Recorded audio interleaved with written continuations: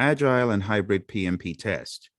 In this video, we will take a look at 12 hybrid questions to open your mind to the possibilities on the PMP exam and to better understand the description of hybrid life cycles.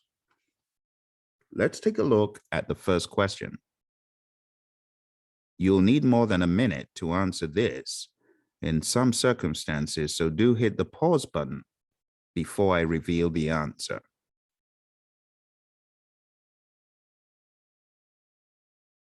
Hopefully you did that and you have come up with a solution. Let's examine the right answer. Reading through the contents here, you can see that the best answer is D. It reads, your project's iterations are planned in a lot of detail. Prototypes are created. That in and of itself is hinting at iterative.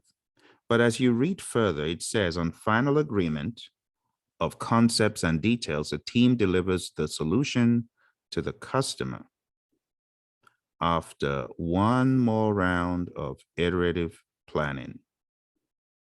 What should the project manager do next? This is an iterative project, obviously. You wouldn't do A because that's predictive. You wouldn't do B because that says agile. This is not agile. This is iterative. C says report success of this hybrid approach of Scrum and Agile. That doesn't make sense. Scrum is an agile framework. So A, B, and C are incorrect. The best answer is D. Moving on to the next. I'll give you a minute to read it. Hit the pause button if you need more time.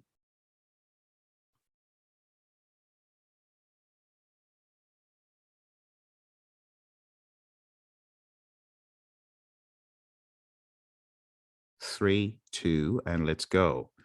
The answer to this question is option B. It does read, your schedule consists of a storyboard with WIP limits. That's a Kanban board. Clear indication of milestones should already be an indication that this is tending towards some predictive mix, but it goes further to say milestones and phases.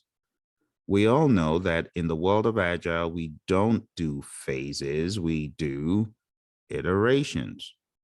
So this language is at best not predictive, which is A, not pure Agile, which is C, and definitely not Scrumban. The best answer is D. Next question. Take a minute to read, hit the pause button.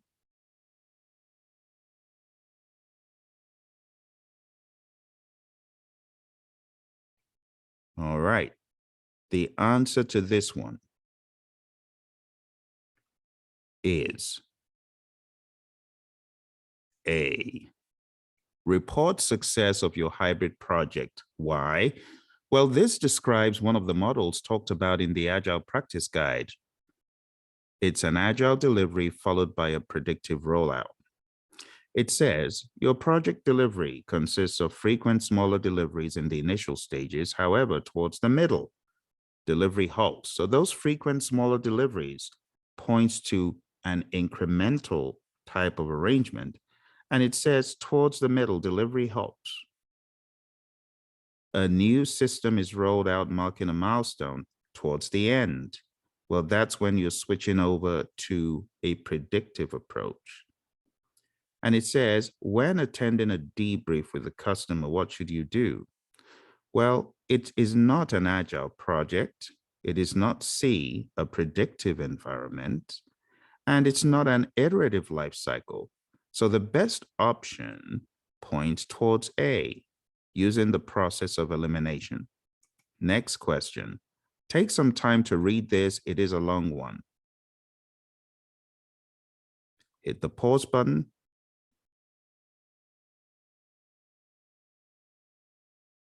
All right. 3, 2, and 1. So the summary of this question, if you have read it, asks, which of the following tools will best help you perform quality assurance? Everything else was pretty much a story. And these stories can waste time on the exam, but cutting to the chase, which of these best helps you with quality assurance? Using the process of elimination, sprint planning, and technical debt can be eliminated. These do not expressly help you with quality assurance. And tree diagrams in general could be any diagram. We don't necessarily understand whether this is talking about a decision tree or a WBS. We don't know. So this is rather vague. Cutting to the chase, understanding that in quality assurance, we analyze the process to find areas of improvement. The best option is D, process analysis.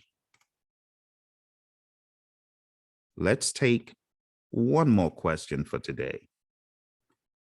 You are 2 years in working on a $715 million hybrid project.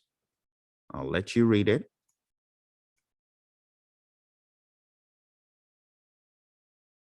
3, 2, and 1.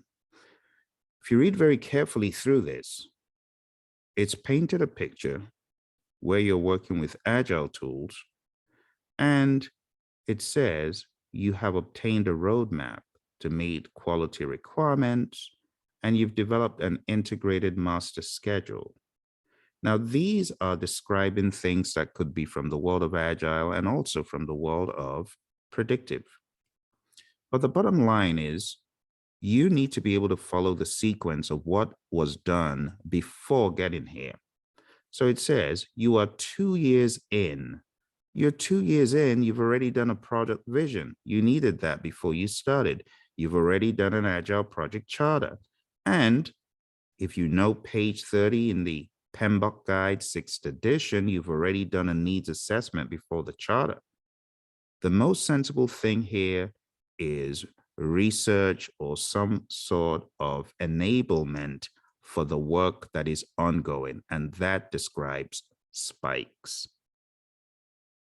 I hope you found this to be helpful. This is the first episode of getting the hybrid aspects under control. Make sure you hit like and the bell icon so that you're notified when the next hybrid adventure is published. All the best on your exam. And for those of you who are thinking of taking the PMP exam, really, if you need additional help in the world of Agile, I encourage you to go on down to our website, Praizion.com. It's spelled Praizion.com. Look at the tools we have available. You take care and bye for now.